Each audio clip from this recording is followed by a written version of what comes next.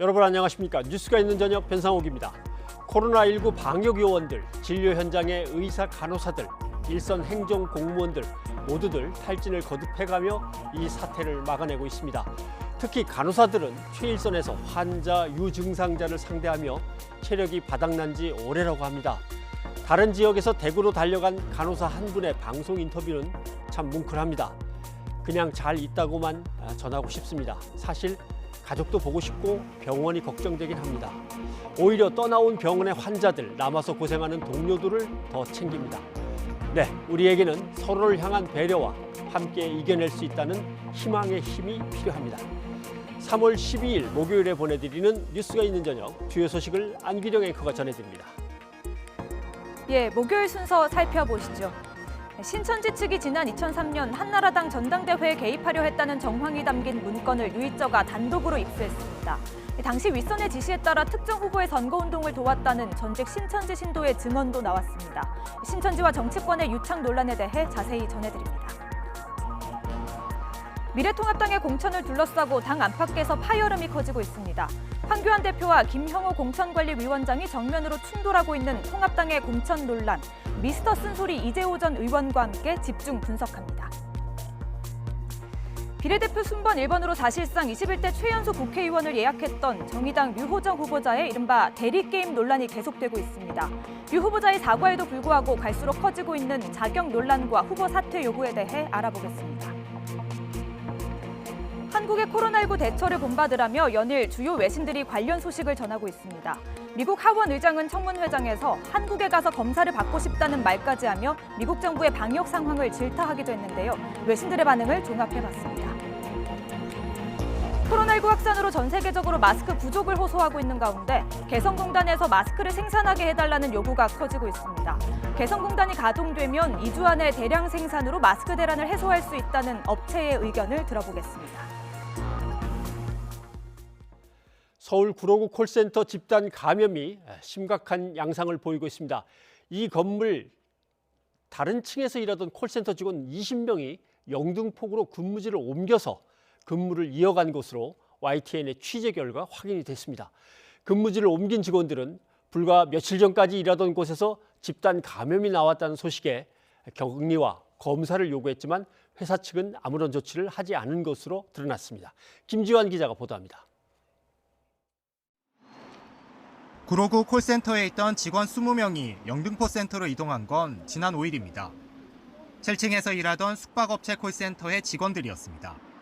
11층 콜센터에서 처음 확진자가 나온 건 지난 8일. 이 직원의 의심 증상은 4일부터 나타났고 추가 확진된 직원들 가운데 지난달 말부터 증상을 보인 사람도 있었습니다. 의심 증상자가 이미 여러 명 나온 시점에 같은 건물에서 일하던 직원들이 갑자기 센터를 옮긴 겁니다. 특히 11층 콜센터와 엘리베이터를 같이 쓴 홀수층 근무자들이라 상대적으로 감염 가능성도 높았던 상황. 회사 측은 단순히 코로나19에 대한 선제 대응이었다고 해명합니다. 저희 이원화 체제를 준비한 거였어요. 혹시 이렇게 코로나가 건물에 발생을 할까봐 센터 운영에 차질이 발생하니까요. 그래서 선제적으로 마련을 하려는 게 목적이었죠. 문제는 하루 만에 돌아간 한 명을 제외한 나머지 직원들이 집단 감염 사태가 불거지고도 사흘 동안 정상 근무를 했다는 점입니다. 불과 며칠 전까지 일하던 곳에서 전해진 집단 감염 소식에 불안해진 직원들은 자가격리와 코로나19 검사를 요청했지만 회사 측이 다른 측에서 근무했다는 이유로 거부했다는 주장도 나왔습니다. 뒤늦게 근무지 이동 사실을 한 영등포구청이 조사를 진행한 후에야 직원들은 자택격리될 수 있었습니다. 영등포구는 옮겨온 직원들이 쓰던 3층 일부 공간을 폐쇄했습니다. 일단 재택근무를 좀 해달라고 일단 권유를 했고 그대로 지금 한 것 같아요. 검사했는데 음성 나왔어요. 업체 측은 보건소에 문의하고 조치를 기다리던 상태였다며 현재 코로나19 검사가 진행 중이라고 밝혔습니다. YTN 김지환입니다. 대구 콜센터를 살펴보겠습니다. 지난달 말부터 대구 콜센터 여러 곳에서 코로나19 확진 환자가 57명이나 나왔습니다. 이 중에 10명은 신천지 교인으로 밝혀졌습니다. 대부분 콜센터에서 먼저 감염된 신천지 교인이 다른 직원들에게도 전파한 것으로 확인됐습니다. 허성준 기자가 보도합니다. 대구 도심에 있는 대형 빌딩입니다. 지난달 24일 이 건물에 있는 DB손해보험 콜센터에서 첫 확진자가 나왔습니다. 이틀 뒤부터 7명의 추가 확진자가 잇따라 발생했습니다. 같은 건물에 있는 신한카드 콜센터에서도 20명이 코로나19에 감염됐습니다. 삼성전자 서비스 콜센터 6명을 비롯해 지금까지 대구에 있는 13개 콜센터에서 모두 57명의 확진 환자가 쏟아졌습니다. 이 가운데 신천지 교인은 10명. 역학조사 결과 대부분의 콜센터에서 먼저 감염된 신천지 교인이 다른 직원들에게 전파한 것으로 확인됐습니다. 집단 감염이 우려되는 상황이었지만 대구시는 콜센터를 감염 고위험군으로 관리하지 않았습니다. 물론 컨택센터를 그런 고위험군에 잡았어야 하는 것 아니냐라고 말씀하신다면 그 부분에 대해서는 소홀함이 있었습니다. 급박하게 대응하면서 넣을 수가 없었던 상황입니다. 확진자가 나온 콜센터는 2주 동안 폐쇄됐고 일부 사업장은 폐쇄 기간이 끝나 운영이 재개됐습니다. 대구시는 가능한 한 모든 센터의 운영을 이번 달 말까지 중단해달라고 요청했습니다. 원청 기업인 대기업과 본사 경영진에게 간곡히 요청합니다. 3월 말까지는 대구 지역 컨택센터의 운영을 전면 중단해 주시기 바랍니다. 대구에 있는 콜센터는 모두 66개로 직원만 8천여 명에 달합니다.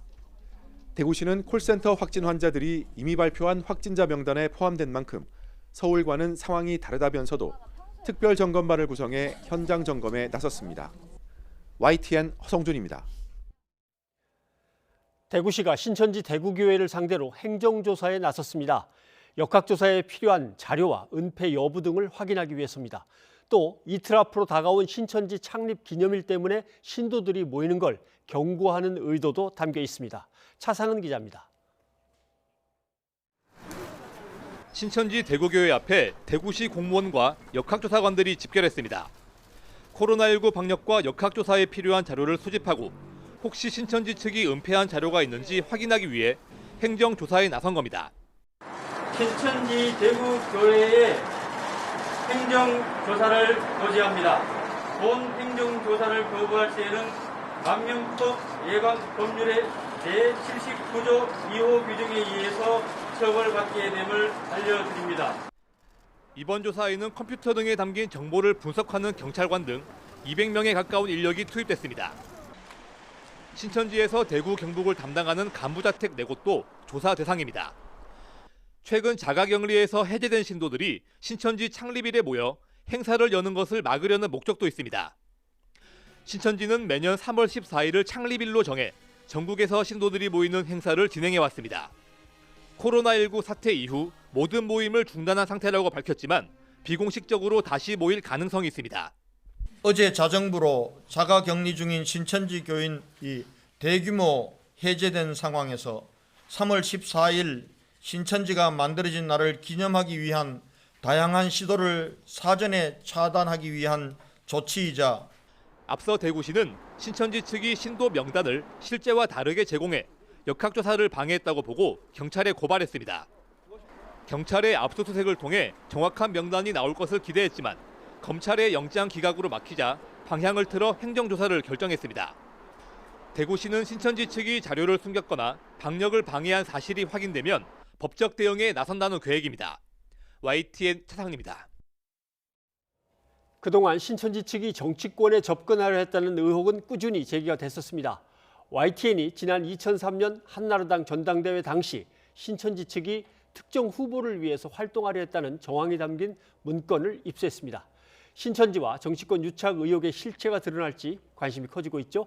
이은하 기자와 함께 자세한 내용을 알아보죠. 어서 오십시오. 네. 예.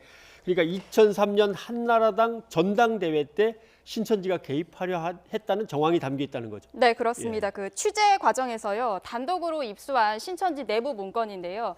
지금 이 문건입니다. 지난 2003년 작성된 문건의 제목은 서청원 대표 최고위원 경선시 지원 사항 및 향후 계획으로 돼 있습니다. 예. 준비한 화면을 보면서 자세히 설명드리도록 하겠습니다. 네. 먼저 첫 번째 페이지인데요. 해당 문건은 크게 3개 영역으로 작성이 됐습니다. 전화 홍보와 그리고 인터넷 홍보, 그리고 향후 계획으로 분류가 됐고요. 상당히 체계적으로 만들어졌습니다.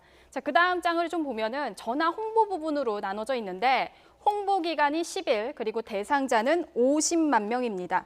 서청원 의원 홍보를 위해서 모두 2,700여 명을 동원하기로 하고 지역별로 보면은 서울, 경기 지역에 720명, 그리고 광주, 부산 등의 지역에 2,020명 투입이 적혀 있습니다. 그러면서 신천지 내부 교육을 우선 받은 뒤에 의심을 피하기 위해 공중전화를 이용하도록 했습니다. 그 다음으로는 인터넷 홍보 부분이 되는데요. 기존에 있던 이 팬카페를 활성화시켜서 적혀진 대로 좀 보면 노사모 버금가는 회원수로 언론의 주목을 받겠다는 목표가 적혀 있습니다. 예. 신도를 동원하면 10,000명 가입이 가능하다고 예상한 점도 눈길을 끕니다. 예. 자, 그다음 또 있습니다. 당시 함께 출마한 후보들의 홈페이지를 각각 비교 분석한 자료도 있는데요. 그 비교 대상 후보자들은 누구냐 봤더니 2003년에 이른바 이제 포스트 이회창 시대를 겨냥하면서 한나라당 중진 의원들의 당권 경쟁이 치열했던 시기였는데 최병렬 그리고 강재섭 의원이 급부상하던 시기였고 이 둘에 대한 비교까지 있습니다. 자, 마지막으로는 향후 계획 부분이 있는데요. 경선을 기준으로 경선 이전과 이후의 방법이 다르게 나옵니다. 먼저 경선 전까지는 500여 명을 투입해서 홍보 활동에 집중하고 경선 이후에는 청년 당원으로 입당시킨다 이런 계획을 밝히고 있고요. 전 신천지 간부는 이 해당 문건에 대해서 신천지 이만희 교주 최측근이 이제 실제 문건을 작성하고 이 총회 차원에서 각 지파장들에게 전달한 뒤에 실행을 지시했다라고 밝혔는데요. 관련해서 직접 들어보시겠습니다. 네. 100%라니까요. 이게 한번 지시 내려오면 언제 어디에 모여라 봉사 교통부장 해갖고 이분이 전봉이란 분이에요. 그러면 여기에 이제 피켓이나 뭐 이런 것들 준비해서 가야 되고 하는 것들도 다 준비를 한다라는 거죠. 예, 그래서 이거에 대해서 100% 실행, 그러니까 이거는 다 100% 실행을 해요. 네. 예, 문건을 보니까 상당히 체계적으로 특정 후보를 지원했다는 것을 알 수가 있는데요. 관련해서 또 다른 정황이 있습니까? 네, 또 다른 문건이 있는데요. 바로 이 신천지 이만희 교주의 측근이자 그 한나라당의 부대변인을 지냈던 A씨가 전화로 하달했다는 공문도 확보를 했습니다. 이 A씨는 지난 2003년 당시에 신천지 내부의 체육부장이라는 직책을 맡았는데요. 그 문건을 좀 보면은 한나라당 전당대회에 신천지 신도들의 참석을 지시하는 내용입니다. 2003년 6월 13일 오후 2시, 장소는 구덕 실내체육관이고요. 투입 인원을 살펴보면 4,000명인데 신천지 안드레지파 소속으로 나와 있습니다. 자, 이 문건의 목표는 서청원 한나라당 대표와 차기 대권을 위한 전초 작업으로 적혀 있고 관련 대책 논의에는 한나라당 부산 대표와 그리고 신천지 부산 야고보지파 총무, 실무 그리고 안드레지파의 총무, 실무가 참석한다는 내용이 담겨 있습니다. 다만요, 이 문건에 적혀 있는 대로 실제 신천지 신도들이 당시 한나라당 전당대회에 동원됐는지는 추가 확인이 필요한 대목입니다. 예. 그런데 신천지가 이만희 교주의 지시로 나름대로 이런 거를 움직였다라고 하는데 상당히 여기저기서 부인도 하지만 문건은 상당히 구체적이에요. 서청원 전 의원은 뭐라고 해명을 했습니까? 네, 서 전 의원은 YTN과의 통화에서요. 지난 2002년에 대선을 앞두고 당시 이회창 후보를 좀 도와달라며 신천지 교회를 방문한 적은 있다라고 인정을 했습니다. 예. 당시 이제 종교단체 어디든 구분하지 않고 갔다면서 대통령 선거 이후로는 신천지 측과 접촉한 적도 없고 본인이 이제 신천지 신도도 아니다라고 강력 반박을 했는데요. 그러면서 2003년 전당대회 당시 신천지 측의 인력 동원 주장은 금시초문으로 전혀 사실이 아니다라고 강조했습니다. 신천지 측 역시 이제 이 특정 정당을 위해서 인력 지원을 한 적이 전혀 없다. 관련 의혹 모두 부인한 상황입니다. 네. 예, 미래통합당은 그동안 이 전신인 한나라당이나 새누리당 모두 관련이 없다는 입장을 계속 밝혀왔는데요. 법적 대응하겠다고도 했다고요. 네, 미래통합당은 이 신천지 교인의 한나라당 그 대거 입당 주장을 편 구리 이단 상담소 신현웅 목사를 허위 사실 공표죄로 고발하겠다고 밝힌 상황인데요. 신 목사가 보면은 지난 9일에 한 언론사의 라디오 방송에 출연을 해서요. 정확한 수치는 모르지만 당시 한나라당의 당원으로 가입한 신천지 신도가 수천 명이었던 걸로 알고 있다며 선거 캠프로 들어가서 선거 운동을 하기도 하고 다양한 형태로 지원을 많이 했다라고 주장을 했습니다. 신 목사는 지난 2006년까지 신천지에서 활동을 했는데요. 통합당은 전신인 새누리당 당면 논란과 관련해서 신천지 이만희 교주도 고소를 했습니다. 신천지 측은 역시 이만희 교주가 새누리당 당명을 지었다는 주장은 사실이 아니다라고 해명을 했습니다. 네. 신천지 측이 계속 부인하고 있기는 합니다만은 정치권과 신천지 유착 의혹이 이제 끊임없이 이제 제기는 되고 있단 말이죠. 네. 서청원 의원 같은 경우도 이때부터 시작해서 지금까지 계속 현역 의원으로 있고 그렇기도 한데 자, 도대체 뭐가 문제인 건가? 이걸 좀 설명을 좀 들어봐야 될 것 같습니다. 네, 일단 뭐 취재를 해본 바탕으로 좀 말씀을 드리면요. 예. 신천지 탈퇴자들을 포함해서 전문가들은 이 신천지 측이 그동안 여야를 가리지 않고 정치권에 접근하기 위해서 상당한 노력을 했다라고 주장을 합니다. 정치권을 별도로 관리하는 본부 담당자가 있을 정도로 정관계 인사들과 이제 조직적으로 관계를 맺기 위해 투자를 했다라고 소개를 했는데요. 신천지 탈퇴자의 이야기 직접 들어보시겠습니다. 신천지는 행사가 굉장히 많아요. 그러니까 그 수많은 행사에 참석을 할 때마다 정당에 상관없이 정치인들이 항상 참석을 했었거든요. 그리고 직접적으로 참석을 안 하더라도 축전을 보내는 형식으로 해가지고 정치인들이 항상 신천지 행사에 뭔가 축하해주고 지지해주고 도와주는 듯한 모습들을 항상 보여왔고, 그때 네, 뭐 신천지에서 나온 사람들, 이 신천지 측이 정치권과 관계를 맺어 이단 종교라는 낙인을 지우고 세력을 확장하기 위해 정치권 연결에 집착했다, 이렇게 주장도 하고 있는데요. 관련해서도 직접 들어보시겠습니다. 성전 문제가 심각하잖아요. 이단이기 때문에 교계에서도 이걸 안 받아주고 당연히 이게 힘든데 그거를 풀어낼 방법은 정치권밖에 없잖아요. 왜냐하면 정치권이나 그다음에 그 시에서 움직이시는 분들이나 그런 분들을 해야 뭔가 이게 풀릴 수 있을 거라고 생각하기 때문에 정치권에 일단 먼저 그걸 하고 또 비호 세력으로서 뭐 보호도 받고자 하는 것도 있고. 네, 일단 뭐 관련 의혹에 대해서 현재 수원지검에서 수사를 진행하고 있는 만큼 조만간 실체가 드러날 수 있을 것으로도 전망이 되는데요.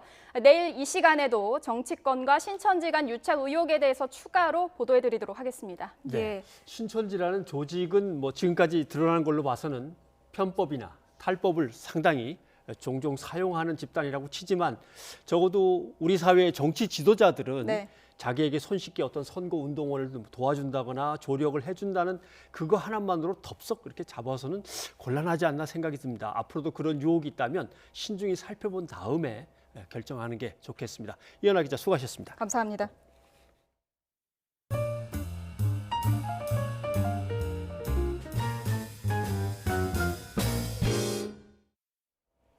팬데믹, 면역력이 없는 새로운 전염병이 전 세계에 퍼지는 경우를 말합니다. 코로나19로 인한 세계보건기구의 팬데믹 선언은 역대 세 번째이며 2009년 신종플루 이후 11년 만입니다. 그런데 세계보건기구 팬데믹 선언은 권고사항입니다. 강제력이 없는 팬데믹 선언인데 이것이 어떤 의미를 갖게 될지 김준우 기자가 설명합니다. 1948년 세계보건기구 WHO 설립 이후 전염병 세계적 대유행, 팬데믹이 선언된 것은 두 번뿐이었습니다. 약 80만 명이 사망한 것으로 알려진 1968년의 홍콩 독감, 전 세계 163만 명이 감염되고 19,000여 명이 숨진 2009년의 신종플루, 인플루엔자 A입니다. 코로나19는 역대 세 번째이자 11년 만에 세계적 대유행 전염병입니다. 특히 사스 메르스와 같은 코로나 바이러스 종류로는 첫 팬데믹으로 기록됐습니다. 바이러스마다 육상에 비유하자면 단거리 주자 또는 이제 장거리 주자에 특화된 그런 팩터가 있다라고 하면 사스나 메르스 같은 경우에는 장거리 주자에 의해 가지고 광범위하게 전파시키는 이제 그런 능력은 조금 부족했다. WHO의 팬데믹 판단 기준은 강력한 전염성과 사람 간 전염, 그리고 전염병이 2개 대륙 이상에서 발생할 것 등입니다. 해당 질병이 얼마나 심각한지보다는 얼마나 광범위하게 퍼졌는지가 최우선 고려 대상이라는 얘기입니다. WHO의 팬데믹 대응 계획을 보면 국가 차원의 의료 역량을 총동원해 국민에게 보호 장비와 항바이러스 등의 의약품을 보급해야 된다고 돼 있습니다. 공고사항일 뿐 강제력을 지닌 것은 아닙니다.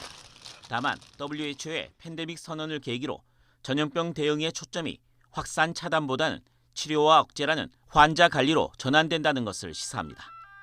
YTN 김유두입니다. 코로나19의 세계적인 대유행, 팬데믹 충격으로 국내 증시가 곤두박질 쳤습니다. 예, 코스피가 장중 한때 5% 이상 폭락하면서 프로그램 매도의 효력을 일시 정지시키는 사이드카가 8년 5개월 만에 발동되기도 했죠. 네, 그런데 공포에 휩싸인 시장의 폭락세를 저지하지는 못했습니다. 코스닥은 더 떨어졌고 주식시장에서 사라진 돈이 60조가 넘습니다. 예. 최두희 기자가 보도합니다. 장중 한때 5% 넘게 떨어지며 1810선까지 밑돌았던 코스피는 4% 가까이 폭락하며 1840선마저 내줬습니다. 한국거래소가 주가 급락 주의 경보인 사이드카까지 발동해 곤두박질 치는 주가를 잡아보려 했지만 공포 심리로 얼어붙은 시장 분위기를 근본적으로 바꾸지는 못했습니다. 코스피 시장에서 사이드카가 발동된 건 그리스 채무 불이행 우려가 불거졌던 지난 2011년 10월 4일 이후 무려 8년 5개월 만입니다. 코스닥 지수는 코스피보다 더 큰 폭으로 내려갔습니다. 5% 넘게 폭락하면서 570선마저 무너졌습니다.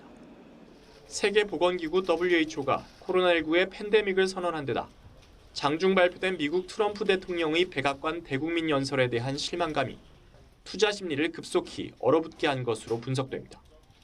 주가 급락으로 인해 국내 주식시장에서 사라진 시가총액만 61조 원이 넘었습니다.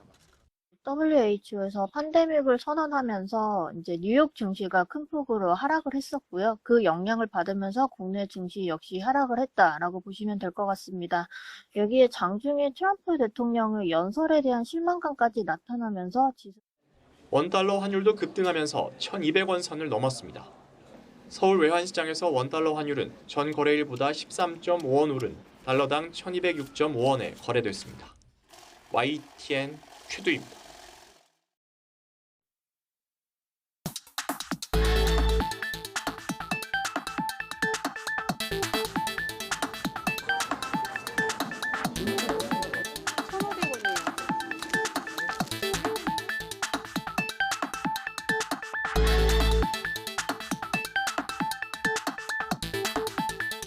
현재 개성공단에는 마스크 제조 공장 1개와 봉제 공장 70여 곳이 있으며 이 공장들이 가동되면 하루 1,000만 장의 면 마스크 생산이 가능하다는 것이었습니다.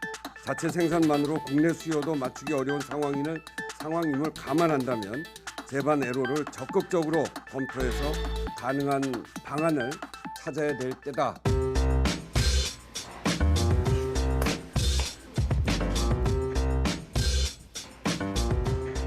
제반 사정을 고려해 보면 지금 당장 추진하기에는 어려움이 있는 것으로 보입니다.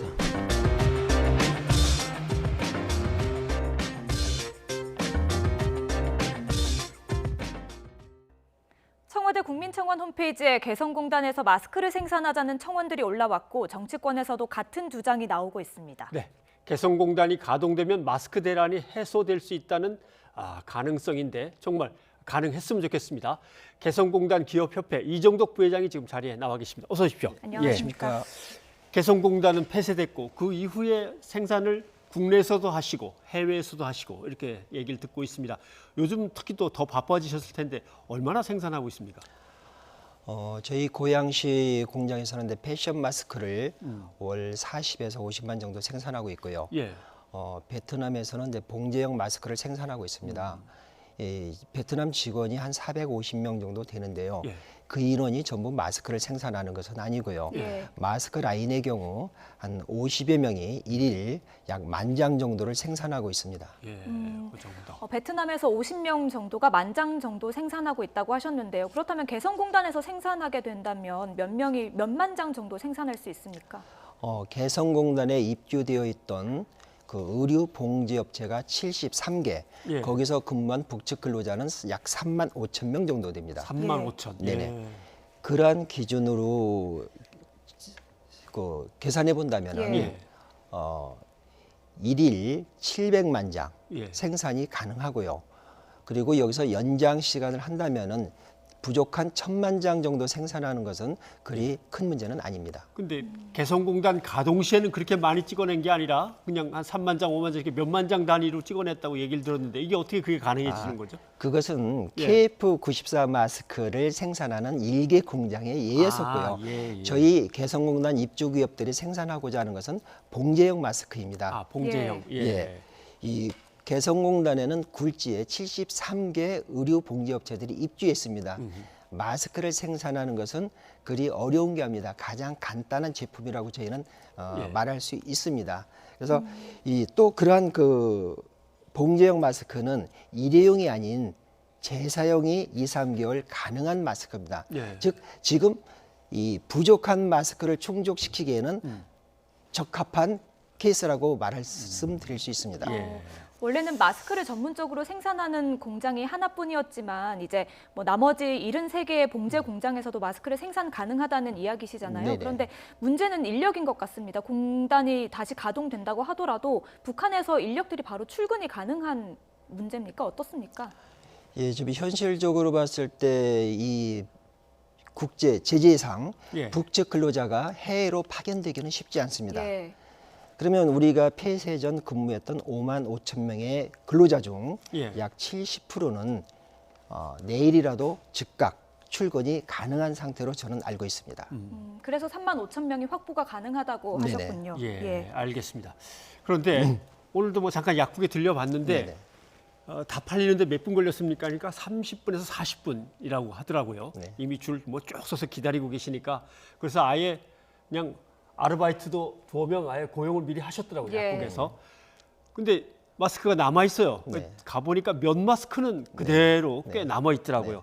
그러면 지금 대개 뭐 KF80 이상의 그런 마스크들을 원하는 건데 봉제 업체들은 이런 의료용 마스크는 못 만드는 겁니까? 그것은 그 생산 시설이 다릅니다. 그래서 저희가 생각한 아이디어는 봉제용 마스크에다가 이 봉제용 마스크가 되게 이러한 것들입니다. 제가 한번 잡아볼까요? 네네. 이게 연예인 마스크라고 흔히 얘기하는 그런 모양이에요. 그겁니다. 이런 마스크에다. 저희가 고양시에서 생산하고 있는 건데요. 네, 이런 경우 이 기능이 KF94하고는 비교가 안 됩니다. 그러기에 이런데 교체형 필터를 하나 넣어주면 되는 겁니다. 여기다가 네네. 그래서 이것을 이렇게 넣고 착용을 하면 되는 겁니다. 그러면은 이 봉제형 마스크는 개성공단에서 생산하고요. 이 교체형 필터는 한국에 있는 기존 마스크 공장에서 생산하면 됩니다. 그러면은 이게 한번 보시기에 이것은 근데 기존 그 일회용 마스크입니다. 일회용 마스크. 딱 보더라도 공정이 상당히 이 교체형 필터는 쉽다는 것을 느끼실 수 있을 겁니다. 이것보다 이거는 훨씬 더 만들기가 쉽네요. 이게 하루 1000만 장 생산한다면 이것은 3배, 3000만 장까지 생산할 수 있습니다. 그러면은 이 봉제형 마스크를 개성공단에서 생산한다면 이것은 1000만 장이 되는 게 아니라 3000만 장을 생산해서 결합시킬 수 있다는 거죠. 그리고 또한 MB 필터가 지금 수입하기가 어렵지 않습니까? 원사가. 그러면은 보시더라도 이 일회용 마스크에 대비 교체형 필터는 약 3분의 1 정도밖에 안 됩니다. 그 얘기는 무슨 얘기냐면 원사를 3분의 1로 절감할 수 있고 그 절감된 양은 부족한 마스크를 생산하는데 충분한 양이 되어준다는 뜻입니다. 뭐 아무래도 마스크가 아무래도 부족한 문제가 심각하기 때문에 이런 아이디어까지 나오는 것 같은데요. 그런데 정부는 조금 조심스럽다고 해야 될까요? 회의적인 반응을 아직까지는 보이고 있는 것 같습니다. 어제 통일부의 정례 브리핑이 있었거든요. 저희가 먼저 보고 와서 이야기를 나누도록 하겠습니다. 그동안 중단되어 왔던 개성공단을 재가동하기 위해서는 시설 점검 기간이 필요합니다. 이 점도 고려를 해야 되고요. 시설 점검에 시간이 걸린다고 했습니다. 2016년에 이제 폐쇄가 됐으니까 4년 정도 지났거든요. 어떻게 생각하십니까? 저는 개인적으로 참 안타깝습니다. 정부는 왜 안 되는 것만 보시는지 되는 것을 긍정적으로 보시면 안 되겠습니까? 물론 4년 폐쇄라는 기간 깁니다. 그 정비 기간 당연히 필요한 겁니다. 그러나 개성공단 전체를 가동하기 위해서 정비하는 게 아닙니다. 부분을 가동하기 위해서 정비하고 수리하는 거기 때문에 그다지 시간이 많이 걸리지 않고요. 그리고 초기에 북측 근로자들을 대거 투입을 한다면은 제 경험상으로 봤을 때는 2, 3일이면은 청소와 준비는 마무리할 수 있다고 봅니다. 또한 공유 시설인 통신이라든가 공업용수 또 폐수 종말 처리장은 언제든지 사용한 가능 상태로 알고 있습니다. 마스크 생산하는 라인만 잠깐 빨리 정비하고 청소하고 하면 되는 거다라는 말씀. 근데 전기 사정은 어떻겠습니까? 이거는 보니까 북한 경험을 좀 해본 걸로는 꼭 중앙당에다가 허락을 받아야만 전기를 쓸 수 있고 좀 까다로웠거든요. 이 미식에는 예. 미식 한 대를 가동하는데 250와트의 전기가 필요합니다. 킬로와트가 아니고 와트. 와트입니다. 그러면 일반 우리 한국의 가정용 보급 전력량이 5kW입니다. 예. 그럼 일반 한 가정에서도 미식 20대 이상은 가동 가능하다는 얘기입니다. 그러네요. 그러면은 지금 그 개성에는 남북 공동 연락 사무소가 있지 않았습니까? 예. 거기에 2만 킬로와트가 들어가 있습니다. 그러면은 순수하게 2만 킬로와트를 미식에다만 접목시킨다면 예. 약 8만 대의 미식을 가동시킬 수가 있다는 겁니다. 예. 충분하다는 거죠. 예, 뭐 조금 전에 정부가 안 되는 것만 봐서 안타깝다는 이야기를 해주셨는데요. 이 문제는 어떻게 생각하시는지 모르겠습니다. 일단 통일부의 브리핑 먼저 보고 와서 이야기 이어가도록 하겠습니다. 지금 약 1,000만 장 이상의 마스크를 생산하고 있는 국내에서 생산하고 있는 이 상황에서 마스크 생산에 필요한 필터나 부직포 등의 그 필요 원자재를 개성으로 또 반입하는 문제도 고려해 봐야 될 것 같습니다. 예, 필터나 부직포의 원자재를 개성으로 반입하는 문제, 이 문제는 어떻게 보십니까? 부직포 필터가 들어간다면 개성이라고 예의는 아니겠죠. 예. 저희가 생산하고자 하는 것은 부직포 필터를 사용한 KF94가 아닙니다. 봉제형 마스크입니다. 예. 개성공단에서는 봉제형 마스크를 생산하고 남한 내에서는 기존 마스크 공장에서 교체형 필터를 생산해서 우리는 결부시키기만 하면 됩니다. 아무런 문제 없습니다. 예. 자, 어떻게 보면 의지나 나름대로 하겠다는 적극성의 문제일 수도 있겠는데 예. 이제 또 다른 상대가 남아 있습니다. 북한 측이 그러시오 하고서 그 얘기를 들어줄까요? 3월 4일 예. 북한의 최고 지도자로부터 친서가 왔었습니다. 이 코로나와 싸우는 대한민국 국민을 위로하고 건강을 지키길 바란다는 내용의 친서였습니다. 지금 이 시점에서 우리는 마스크와 방호복을 생산하는 문제입니다. 북한의 최고 지도자가 선의적 결단을 내려준다면은 아무런 문제가 없다고 봅니다. 이것은 남과 북이 윈윈하는 일 아니겠습니까? 혹시 북한도 지금 마스크가 필요할지도 모르겠네요. 저는 당연히 필요한 일이라고 생각합니다. 그분들이 대대적인 방역 조치 하고 있지 않습니까? 거기라고 예의는 아니겠죠. 예, 북한을 설득하는 문제도 남아 있고요. 그런데 또 미국 등의 국제사회도 남아 있습니다. 그렇죠. 대북 제재가 아직 유효한 상태거든요. 이건 어떻게 풀 수 있을까요? 2016년 2월 10일 개성공단 폐쇄 시 개성공단 운영은 유엔 제재나 미국 제재 대상이 아니었습니다. 예. 개성공단 폐쇄 후에 벌크머니라든가 합작 투자 금지 등의 조항이 신설된 겁니다. 이 국제사회도 우리가 마스크와 방호복을 생산한다면 거기에 크게 반대하지는 않을 거라고 생각합니다. 지금 이 시점에서 중요한 것은 우리 정부가 북한을 설득하는 겁니다. 남북이 협의만 하면 나머지 문제는 그리 크지 않다는 것이 전문가들의 분석이고요. 저희는 전 세계인의 건강과 평화를 지켜내는 일에 우리 개성공단이 커다란 역할을 하고 싶은 겁니다. 알겠습니다. 자, 이거 전략 물자가 쓰이는 것도 아니고 이거 첨단 기술이 들어가는 것도 아니니까.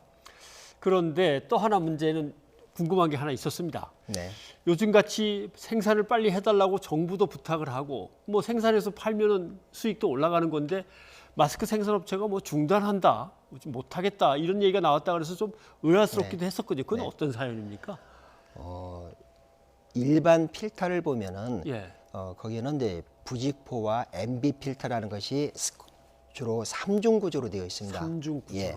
거기서 가장 핵심적인 것이 MB 필터라고 하는 건데요. 예. 이것을 생산하는 나라가 중국, 대만, 미국 등입니다. 한번 베트남에서 수입했던 것은 품질이 좋지 않아서 그 뒤로는 이루어지지 않은 것으로 알고 있고요.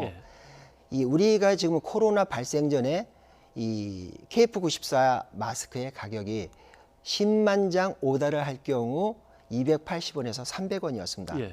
근데 지금도 왜 우리가 중국산을 고집하느냐. 품질이 일정 기준에 맞으면서 그 가격대에 맞출 수 있는 국가이기 때문입니다. 예. 그래서 지금 저희 정부도 중국을 벗어나서 가격을 벗어나서 대만과 미국으로부터 수입 조치를 취하는 루트를 찾고 있는 것으로 알고 있습니다. 예. 그래서 그런 원사 문제죠. 원사 문제. 예, 마스크 부족 문제가 심각한 상황에서 개성공단에서 마스크를 생산하자는 국민적인 요구가 나왔고요. 뭐 더불어민주당이나 정의당 등 정치권에서 응답을 하고 있는 상황에서 정부는 아직까지 좀 과감한 결단을 내리지 못하고 있습니다. 마지막으로 한 말씀 해주신다면 어떤 말씀 남겨주실 수 있을까요?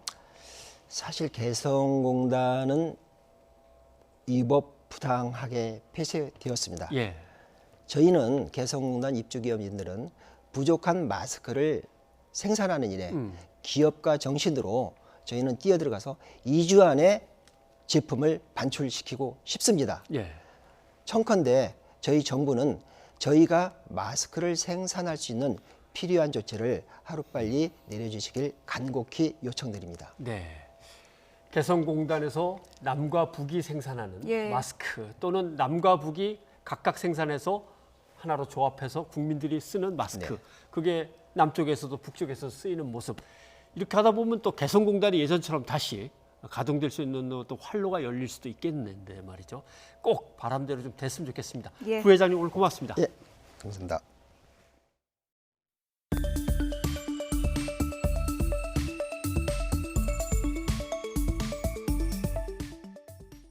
미국에서 코로나19 확산세가 거센데요. 미국 정부가 유럽에서 오는 여행객의 미국 입국을 한 달간 금지하기로 발표했습니다. 그렇다면 우리에게는 어떤 조치를 취하겠다는 건가? 그게 이제 궁금한 건데요. 상황을 지켜보면서 대응 수위를 정하겠다라고 밝히긴 했습니다. 이 내용 박홍규 기자가 보도합니다. 미국 내에서 코로나19 감염 환자가 1,000명을 훌쩍 넘어서고 사망자 또한 하루가 다르게 늘자 트럼프 대통령이 백악관에서 대국민 연설을 했습니다. 트럼프 대통령은 유럽으로부터 코로나 바이러스 유입을 차단하기 위해 미국 시각으로 13일 자정부터 한 달 동안 유럽에서 오는 여행객의 입국을 막기로 했습니다. To keep new cases from entering our shores, we will be suspending all travel from Europe to the United States for the next 30 days. 미국 발표대로라면 입국이 제한되는 유럽 국가는 이탈리아를 포함해 독일, 프랑스 등 26개 나라에 이르게 됩니다. 다만 영국과 아일랜드, 불가리아 등 유럽국이지만 국경 개방 조약에 가입하지 않은 나라는 입국 금지 대상에서 제외했습니다. 우리나라와 관련해서는 코로나19 상황의 개선 여부를 보면서 현재 시행 중인 여행 경보의 해제 여부를 다시 평가하겠다고 말했습니다. We are monitoring the situation in China and the South Korea, and as their situation improves, we will reevaluate the restrictions and warnings. 트럼프 대통령은 또 코로나19로 피해를 입은 미국민의 세금 납부를 유예하고 경기 부양을 위해 근로소득세 인하안도 처리해 줄 것을 의회에 촉구했습니다. 그러면서도 이번 코로나19 사태가 금융위기처럼 심각한 상황은 아니라며 과도한 위축을 경계했습니다. This is not a financial crisis. This is just a temporary moment of time that we will overcome together. 이런 가운데 미국 정부는 코로나19 확산을 막기 위해 수십만 명에 달하는 연방 공무원에 대해 재택근무하는 비상대책을 마련하고 있다고 워싱턴 포스트가 보도했습니다. YTN 박홍구입니다. 오늘은 코로나19 관련해서 우리에게 긍정적인 외신 보도를 모아봤습니다. 먼저 미국 ABC 뉴스, 시스펜 TV 등이 보도한 내용입니다. 어제 미국 하원 코로나19 청문회에서 캐롤린 멜로니 위원장은 정부에게 이렇게 따져 묻습니다. 네. We need facts, we need information, and we need it quickly. If we don't have testing, we don't know the full scope of the problem. And if you don't test people, then you have no idea how many people are infected. 그리고는 이렇게 다그치는 겁니다. 미국이 지난 2달 동안 수행한 코로나19 검사를 한국은 하루에 내는데 도대체 뭘 하고 있는 거냐. 이번에는 짐 쿠퍼 의원 발언을 보겠습니다. 검사 장비를 한국에서 과연 도입할 수 있는가? 그 장비 업체의 이름이 도대체 뭐냐라고 따져 묻습니다. 그리고 나서 또 한 사람, 라자 크리슈나 모우티 의원 발언도 보죠. 한국은 인구 100만 명당 4천 명을 검사했는데 미국은 그때까지 15명밖에 못했다. 무려 300배 차이다. 우리는 언제쯤에 거기에 도달할 수 있는가라고 따져 묻습니다. 다음은 워싱턴 포스트를 보겠습니다. 어제 조시 로긴 칼럼도 아주 흥미롭습니다. 한국은 권위주의보다 민주주의가 공중보건 보호에 더 적합한 것을 보여준다. 한국의 대응 조치는 비판과 점검에 열려 있다. 한국의 가장 효과적인 무기가 바로 검사를 빠르게 확대하는 것인데 확진 사례가 그래서 늘어나긴 했지만 치사율은 0.7% 수준일 뿐이다. 이렇게 보도를 합니다. 일본 언론 보도도 볼까요? 지난주 니혼 게이자이 신문을 보겠습니다. 일본은 광역 자치단체 간에 서로 협력이 불충분해서 검사 기기가 충분히 활용되지 않고 있다. 한국이 9만 4천 명을 검사하는 동안 일본은 약 7천 명에 불과했다. 이렇게 보도합니다. 일본 민영방송 TBS의 지난주 아침 뉴스도 비슷한 내용입니다. 한국의 감염자가 일본보다 많지만 그거는 하루 최대 검사 건수가 1만 4,700건으로 일본의 10배이기 때문이다라는 내용입니다. 자, 이런 뉴스를 왜 국내 언론들은 일제히 크게 보도하지 않는지 정말 궁금합니다. 주의 깊게 살피지 못해서 빠뜨린 것일까? 글쎄요. 자꾸만 국민의 눈과 귀를 가리려는 걸로 여겨지는 건 저만의 오해겠습니까? 서울 동대문구의 한 교회에서 코로나19 확진자 6명이 발생한 가운데 이들은 모두 단체 수련회를 다녀온 직후 의심 증상을 보인 것으로 확인됐습니다. 동대문구 보건소는 동안교회 교인 168명이 지난달 20일부터 2박 3일간 경기도 광주에서 열린 수련회에 참석한 사실을 확인하고 전수조사에 나섰다고 밝혔습니다. 현재까지 전도사를 비롯해 모두 6명이 수련회가 끝난 뒤 의심 증상을 보이다 확진 판정을 받으면서 집단 감염 우려가 커지고 있습니다. 이에 대해 동안교회 측은 당시 코로나19가 진정 국면에 접어들었다는 정부의 발표에 따라 수련회를 예정대로 열었다고 해명했습니다. 교회 수련회를 다녀와 확진된 한 교인은 기침 증상이 있는 채로 PC방을 갔던 것으로 확인됐습니다. 이후 PC방에서도 연이어 확진자가 나오고 있는데요. 또 다른 집단 감염 우려가 커지고 있습니다. 이경국 기자입니다. 동안교회 겨울 수련회를 다녀와 확진 판정을 받은 교인 27살 A씨. 확진받기 전인 지난 1일 서울 회기역 부근에 있는 한 PC방을 찾았습니다. 기침 증상이 나타난 바로 다음 날이었습니다. 이후 같은 PC방에서 확진자들이 잇따라 나오고 있습니다. 지난 8일 A씨에 이어 먼저 20대 형제가 지난 10일 함께 확진됐는데 특히 동생은 지난달 27일부터 기침을 시작하면서도 연이어 닷새 동안 PC방을 찾아 총 31시간을 머물렀습니다. 교인 A씨와는 친구 사이인 동생은 지난 1일에도 함께 PC방에 머물렀습니다. 첫 번째 사람이 교회에서 옮겨와서 두 사람 그거하고 뭐 늘상 붙어 다니니까. 이 PC방은 140석 규모로 옆자리와의 간격은 85에서 90cm입니다. 대규모 감염이 발생한 서울 구로구 콜센터처럼 줄지어 붙어있는 구조인 겁니다. 불특정 다수가 수시로 드나드는 데다 자리에서 음식도 시켜 먹을 수 있어 비말을 통한 전파 가능성도 작지 않습니다. 키보드와 마우스, 헤드셋 등을 같이 쓴다는 점도 집단 감염 우려를 키웁니다. 이 PC방은 방역 작업을 마친 뒤 오는 16일까지 휴업에 들어갔습니다. 방역당국은 PC방 회원 정보 등을 확보해 역학 조사를 벌이고 있습니다. 접촉이 있었을 것이라고 예상이 된다 그러면 개별 연락을 해서 선별 진료도 받으시고. 또 다른 집단 감염이 나올 수 있다는 우려가 커지는 상황에서 서울시는 PC방과 클럽 등 밀접 접촉시설 전부를 집중적으로 점검하기로 했습니다. YTN 이강국입니다. 여당인 더불어민주당이 코로나 사태 지원을 위한 추가 경정 예산을 지금보다 3조 원 늘렸습니다. 이렇게 되면 15조 원대가 됩니다. 야당인 미래통합당도 크게 반대하지는 않고 있지만 피해가 큰 대구 경북 지역에 더 많은 지원을 요구하고 있습니다. 한현희 기자입니다. 코로나19 피해가 집중된 대구의 권영진 시장과 이철우 경북도지사가 추경을 논의하고 있는 국회를 한달음에 찾아왔습니다. 국회의장과 여야 원내대표를 만나 예산안의 조속한 처리와 함께 특별 재난구역으로 지정해달라고 호소했습니다. 자영업자들에게는 긴급 생존 자금 같은 걸 좀 빨리 추경에 편성해서 지원해 주실 것을 부탁드리러 왔습니다. 대구와 우리가 같이 특별 재난지역으로 선포를 해줘서 취약계층과 생활 밀착형 자영업자들 지원을 좀 해달라. 갈수록 심각해지는 상황에 여당인 더불어민주당은 추경 증액을 제안했습니다. 애초 계획이었던 11조 7천억 원보다 3조 원 이상 더 늘려 15조 원 규모로 만들자는 겁니다. 피해가 컸던 대구 지역과 관련해서만 1조 원을 증액하는 방안도 포함돼 있습니다. 서민을 살리는 사상 초유의 추경을 여야가 함께 손을 맞잡고 그 대책을 함께 만들 수 있기를 희망합니다. 미래통합당 역시 추경 확대 자체에는 반대하지 않습니다. 하지만 재난 기본소득이나 상품권 지급 등은 총선용 선심성 예산인 만큼 부가세 등 세금을 감면해주는 정책을 먼저 써야 한다고 촉구했습니다. 또 대구와 경북 지역에서 2조 4천억 원 정도의 지원이 필요하다고 호소하고 있는 만큼 최대한 예산 집행을 집중해야 한다고 주장했습니다. 직접적인 타격을 받는 취약계층과 자금난에 시달리는 중소기업, 소상공인들의 당장 급한 불을 꺼주는 추경으로 만들겠습니다.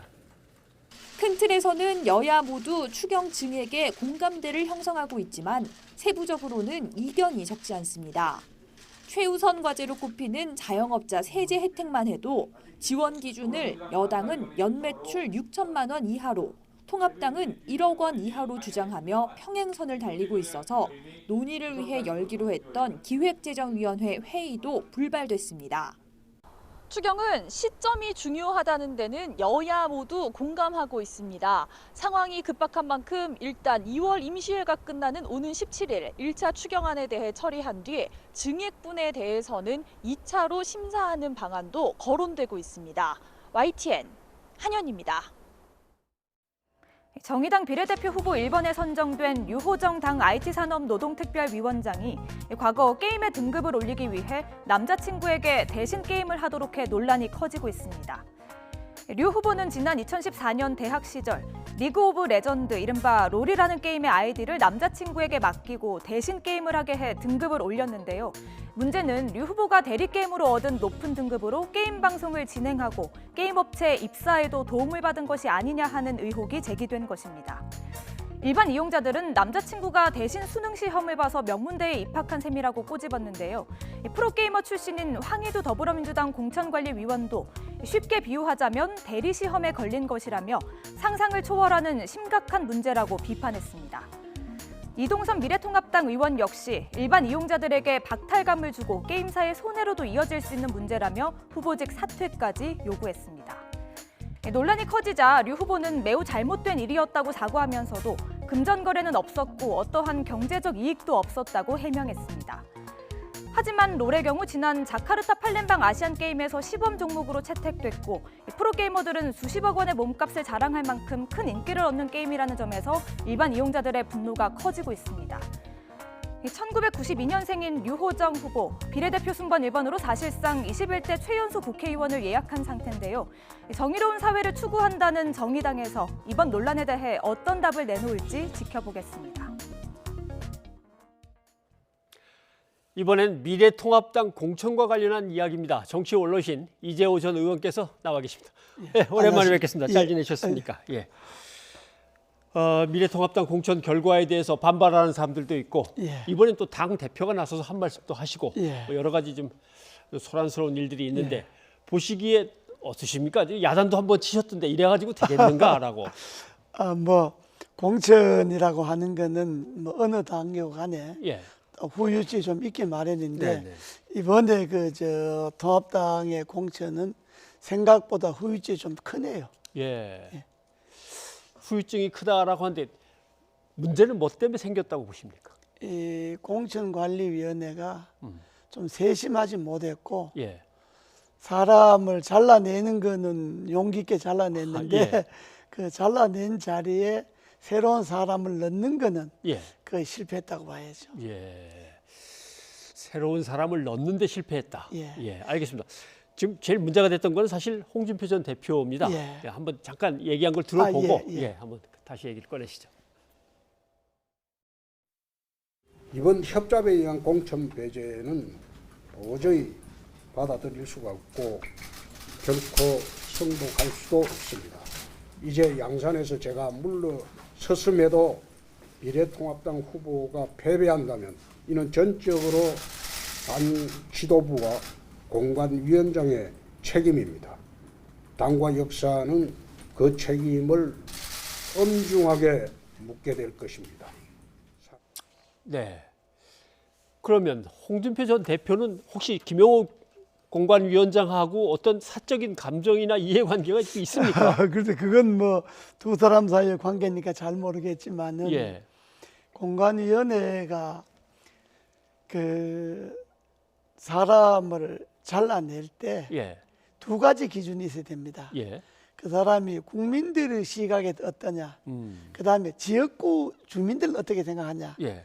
이 두 가지 시각을 놓고 그 객관적으로 납득할 수 있도록 잘라내야 되는데, 야, 저 사람은 안 잘릴 사람이다라고 일반적으로 생각하는데 잘라내면 그게 후유증이 크지요. 그런데 홍준표 대표는 바로 그런 후자에 속하죠. 왜냐하면 전직 당 대표도 했고, 그 지역에서 또 도지사도 했고, 그 지역에서 도지사도 두 번 했고, 또 전 당의 대통령 후보까지도 했고, 그런데 아직 나이가 뭐 정치를 그만둘 나이는 아닌데 누구나 저 정도면 뭐 공천 한번 줘도 되겠다 그렇게 생각을 했을 텐데 그냥 잘라버리니까 설명도 없이 더구나 또 지역에서 몇 번 바꿔서 자기는 경남에서 험지로 간다고 갔는데 거기서 또 경선도 안 하고 또 잘라버리니까 본인으로서는 아마 정치적으로 퇴로가 없었을 거예요.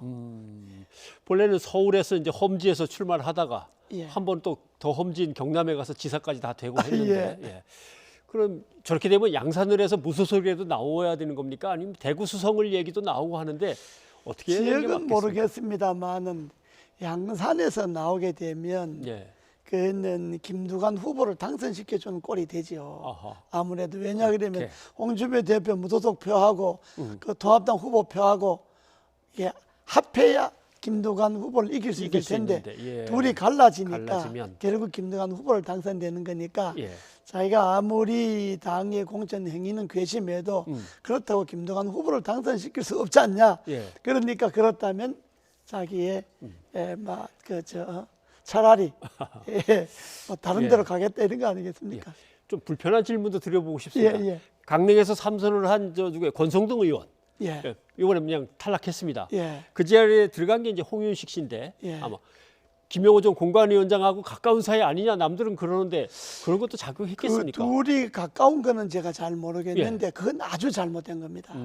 만약 그렇다면 뭐 그렇다면 더 잘못됐지만은 그 권성동 의원을 잘라야 할 기준이 없잖아요.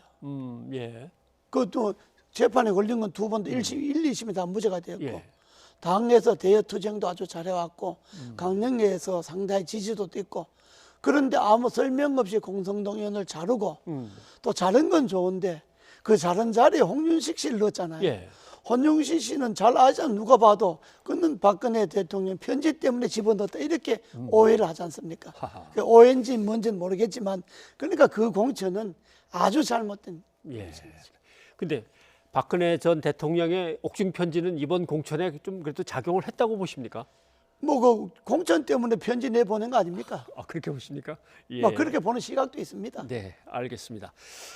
뭐 아무튼 이런 문제 때문에 황교안 대표까지 이제 처음으로 나서서 공식적으로 불만을 나타냈습니다. 그 얘기 먼저 듣고 다시 오겠습니다.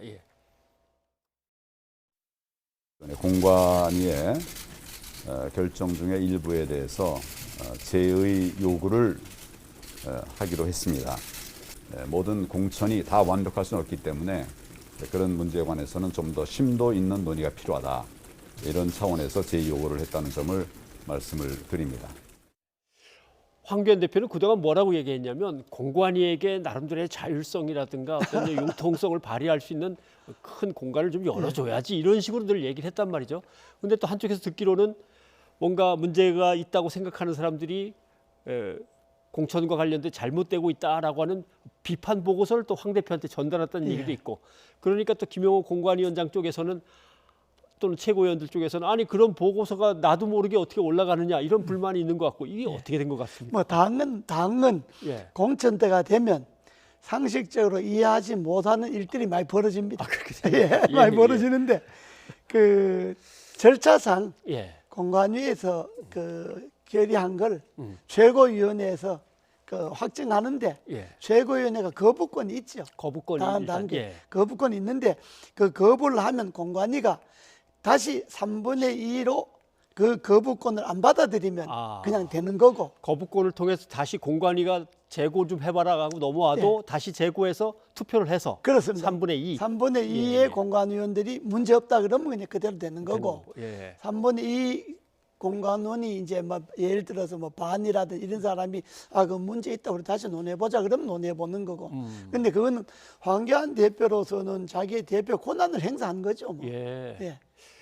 근데 여기서 궁금한 것이 예. 그럴 때는 공관위원장을 따로 저녁이라도 먹자고 불러가지고 뭐 이런 거 아닙니까? 너무 좀 심하다고 좀 반발이 많습니다. 이렇게 얘기하는 게 나은데 온 국민들이 들으라고 그냥 직접 공개적으로 얘기를 해버리니까 그러면 오히려 시끄러워지면서 당이 더 손해 아닌가 이런 생각도 드는데. 정치적으로 아주 미숙해서 그러죠. 공관위원장도 그러고 당 예. 대표도 그러고 정치를 그렇게 하면 안 되죠. 예. 공관위원장도 당 대표가 그런 그 분위기가 있으면 예. 충분히 설명을 해야죠. 만나갖고 예. 지금 말씀하신 대로 단둘이 만나서 설명을 해야 되고 예. 또 당 대표도 저렇게 말하기 전에 그래도 공관위원회 체면을 세워주려면 공관위원장을 만나갖고 예. 당에 이런 불만이 있다. 이건 도저히 안 된다. 뭐 이렇게 사전에 그걸 해야지. 이미 발표 나고 한참 됐는데 지금 와서 다시 당 대표가 뒤집는 모양을 비치면 예. 나머지 이제 여기에 불만이 있는 후보자들이 많지 않습니까? 예. 떨어진 사람들이 많지 않습니까? 그 사람들이 이제 더 가만 안 있죠. 예. 이제 공관위가 내놓은 공천 이제 결과들에 대해서 이제 불만이 뭔지 이렇게 쭉 살펴보니까 대개 두 가지인 것 같습니다. 예를 들면 뭐 개인적으로 이렇게 사적인 모르겠습니다. 한번 이름을 꺼내서 좀 얘기하면 좀 뭐하지만 부산진갑의 이제 서병수 이제 전 부산시장이죠. 그다음에 경남 거제 서일준인가요? 전 그 거제 부시장했던 양반. 이 양반들은 부산을 자기 지역으로 늘 삼았던 김용호 공관위원장하고 이제 어쩔 수 없이 친분이 이제 있는 사이로 보여지는데 이런 사람들이 올라간 거. 그러니까 결국 공관위원장하고 친한 사람들한테 편들어준 거 아니냐. 첫 번째가 있고 두 번째는 바른미래당이나 저 전진당 이쪽에서 온 사람들이 뭐 대우를 해주려고 아니면 뭐 통합의 어떤 의미를 살리려고 했는지 모르지만 올라가고 괜찮은 사람들이 할 수 없이 떨어졌다. 이 두 가지가 있는데 각각에 대해서 견해를 두 가지 다 오해를 주시라면. 받게 되어 있습니다.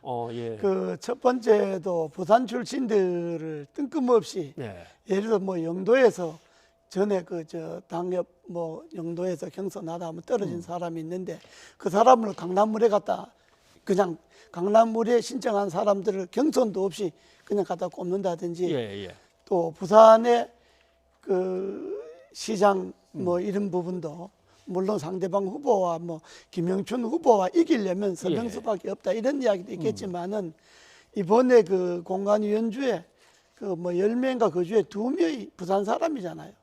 그 김세현 의원도 부산 사람이고 김영호 의원도 부산서 5선까지 했고 그러니까 아무래도 부산에 대해서 좀 편향되지 않느냐 이런 시각도 받을 수 있고 통합을 했으니까 뭐 안철수계나 유승민 계를 뭐 우대한다기보다 또 그쪽 사람들이 뭐 나으니까 그렇게 할 수도 있지만은 그러나 그런 지역은 경선을 붙여줘야죠. 그래야 잡음이 없죠. 그래야 잡음이 없다. 그게 김용호 위원장의 서툰 겁니다. 사람이 의욕만 앞섰지 아주 구체적으로 경선을 어떻게 풀어가는가에 대해서는 정치적으로 미숙하죠. 예, 알겠습니다. 근데 또 한편에서 나경원 전 원내대표 쪽 사람들은 다 살아났다라고 하는데 그건 그렇게 판단이 될 만한 상황입니까? 그건 뭐 그냥 뭐 저 알겠습니다. 뭐 오비락일 수도 있는데 그러나 그런 오해는 받을 수 있는 것이 네. 사람들은 다 나경원 의원이 김명호 의장하고 친하다 이렇게 보죠. 근데 예를 들면 이제 친박을 예를 든다면 예. 친박이 이제 실사라고 했던 김재원 의원 같은 경우는 경북에서 공천에서 탈락했습니다. 예. 그리고 이제 수도권 험지로 내몰리는 것 같은데 이번 공천에서 친박에 대한 물갈이 같은 건 분명히 있다고 보시는지요? 뭐 그런 건 별로 없을 텐데 예. 김명호 위원장 체제 공관위가 제일 잘못한 게 그런 겁니다. 경북에서 공관위 컷오프한 사람을 수도권에 내보내고 예. A 지역에 컷오프한 사람을 B 지역에 내보내고 이런 거는 이거 있을 수 없는 이야기거든요. 그 지역에 컷오프 시킬 때는 자격이 없다 이런 것 아닙니까? 예. 근데 그 지역에 자격 없는 사람을 다른 지역에 가서 또 거기는 내보내는 자격이 있다. 받아라. 이거는 진짜 이거는 김명호 공관위원회가 아주 잘못한 케이스입니다. 네. 그 지역에 자격 없다고 잘랐으면 끝내야지. 아니, 경북에서 자격 없다고 잘한 사람을 서울에 가서 공천 주고 같은 지역 인천에서 이 지역에서 잘한 사람 그 지역에 또 이 지역에 의원 갖다 받고 이렇게 하는 것이 이번에 김명호 공관위가 네. 비판받는 것 중 하나입니다. 알겠습니다.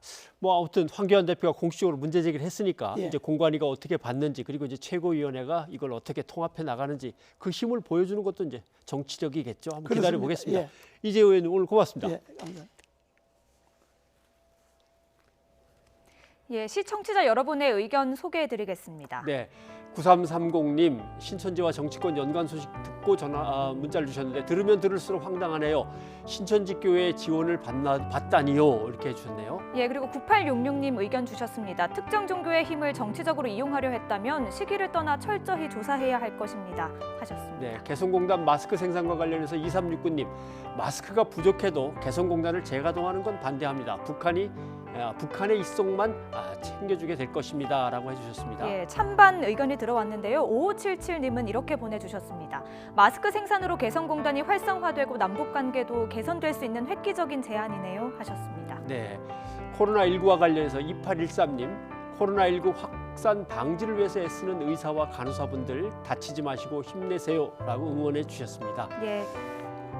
예, 저희가 앞서 전해드리기도 했지만요. 세계보건기구가 코로나19에 대해 세계적 대유행 팬데믹을 선포했습니다. 그렇다고 우리 방역당국의 대응에 달라지는 것은 없죠. 그렇습니다. 예, 지금까지 할 수 있는 최고 수준의 방역을 해왔기 때문입니다. 팬데믹 선언은 각 국가의 방역을 더 촉구하는 그런 차원에서 이해를 하고 우리는 지금까지 하고 있던 조치들을 계속해서 해나가면 될 거라 생각합니다. 예, 맞습니다. 모두 각자의 자리에서 힘내시라고요. 오늘은 소녀시대의 힘내 들려드리겠습니다. 네, 저희는 내일 다시 찾아뵙겠습니다. 여러분 고맙습니다.